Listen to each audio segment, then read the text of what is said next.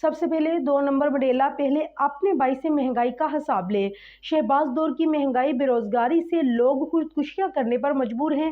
عدالت پیشی پر صحافیوں سے غیر رسمی گفتگو میں چودھری پرویز الہی نے کہا۔ پاکستان تحریک انصاف کے مرکزی صدر چودھری پرویز الہی نے انسداد دہشت گردی کی عدالت اسلام آباد میں پیشی پر صحافیوں سے غیر رسمی گفتگو کرتے ہوئے کہا ہے کہ شہباز دور کی مہنگائی اور بے روزگاری کی وجہ سے لوگ خودکشیاں کرنے پر مجبور ہیں۔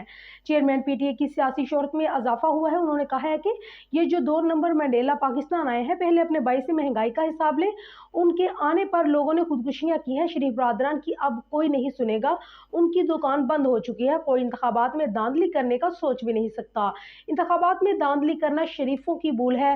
چودھری پرویز الہی نے کہا ہے کہ میں نے اپنے دور میں اساتذہ کو سہولتیں دی، شہباز شریف نے اپنے دور میں لوگوں سے نوکریاں چھینی، اساتذہ پر بدترین تشدد کیا، ان کو جیلوں میں بند کیا گیا۔